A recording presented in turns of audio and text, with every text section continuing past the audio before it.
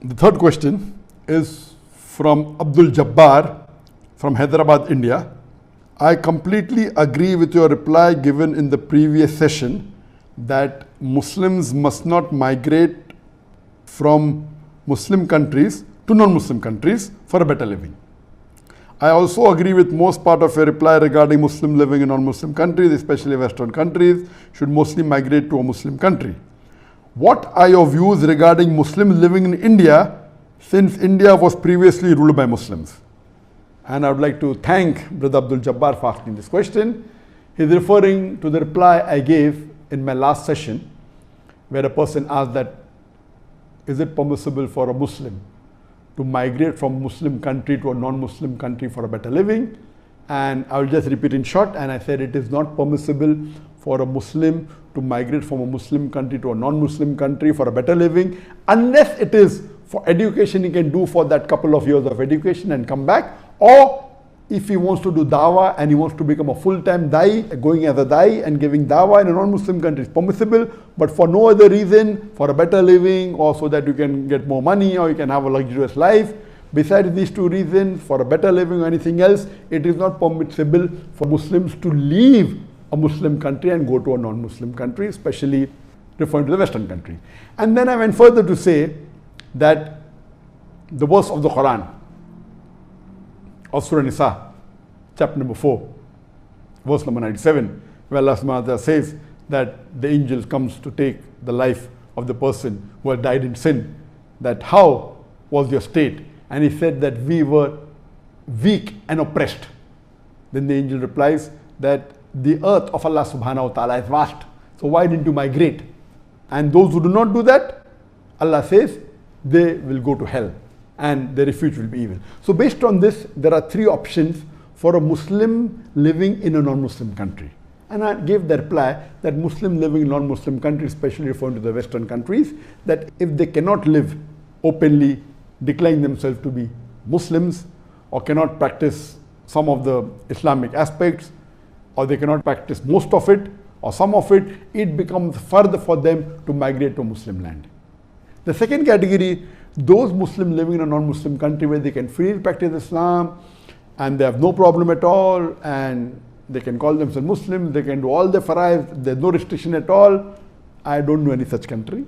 There may be parts of some country, but as a whole I don't know.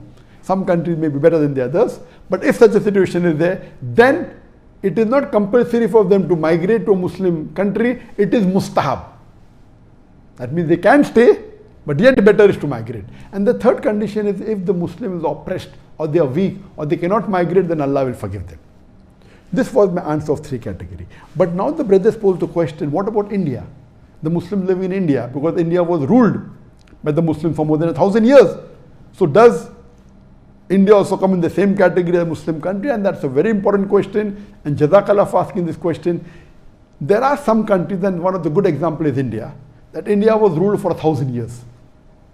And the population of India, approximately more than 1/3, about 40% of them were Muslims.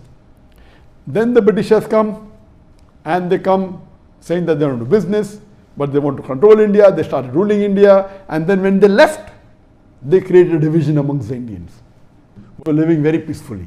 Even though the Muslims ruled India for about 1,000 years, the Mughal, if the Muslim rulers would have forced the non-Muslim to accept Islam, there would not have been any non-Muslims alive in India.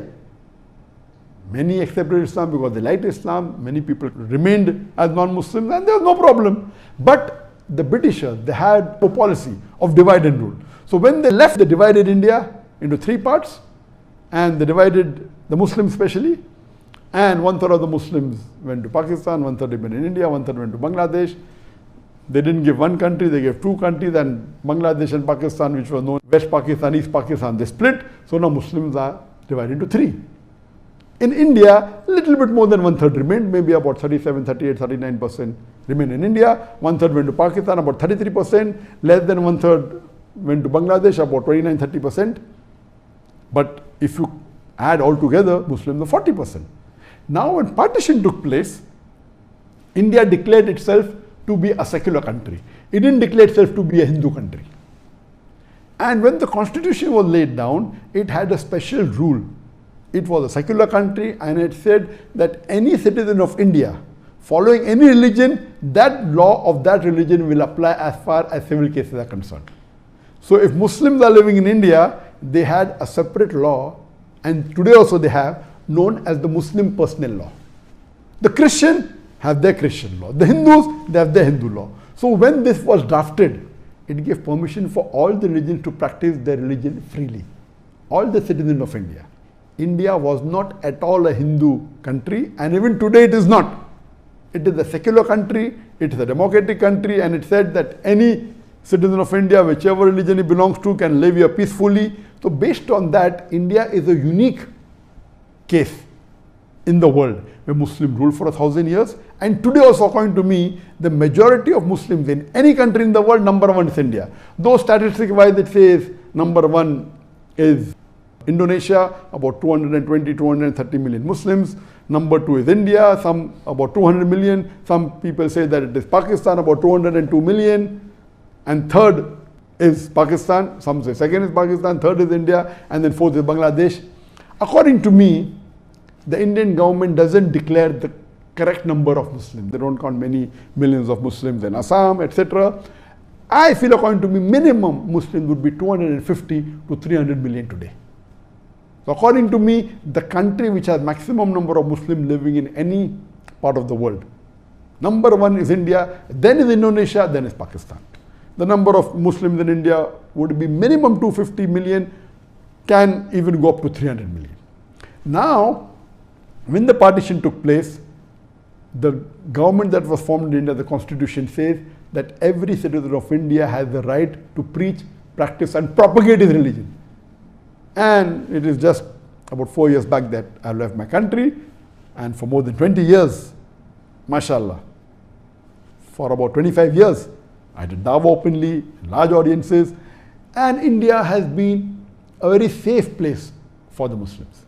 It is recently when the BJP government came to power, just hardly 6 years back in 2014, that the problem started. Previously, the problems were minor, and the Muslim could live peacefully. There was no major problems at all. The politician, Hindu politician, mainly the BJP, which is a part of the RSS, these are fanatics and fascists. And they started promoting Hindutva and trying to misguide the people. And now there are problems created for the Muslims. But generally, for the Muslims living in India, it is very close to living in a Muslim country. They have their full rights. So Muslims living in India, it is perfectly permissible for them to live. Such close example is, for example, Singapore. Singapore first was part of Malaysia, where 2/3 of the citizens of Malaysia, they were Muslims. Previously were everything, later on the non-Muslims came. And then Singapore became separate. And today Singapore has about 18 or 20% Muslims. So there also they have a Muslim personal law for the Muslims. So Singapore is also somewhere close to India. But naturally, the freedom in India is much more than freedom in Singapore. So there are certain few more countries like that, maybe Mauritius or some which may have a Muslim personal law. So in such countries, India is one of the best amongst these countries. In these countries where there's a Muslim personal law, where you can follow. I don't know of any Western country where a Muslim can follow Muslim personal law. Only the criminal law is common in India and these countries. But in the Western countries, certain things the Muslims are permitted. For example, they're allowed to have halls of worship, but they cannot marry according to the Islamic law. They cannot have more than one wife. The nikah is not valid. The divorce is not according to the Islamic Sharia. Inheritance is not according to Islamic Sharia. You can will it, that's a different case. And neither can you openly practice your deen as you can do in India.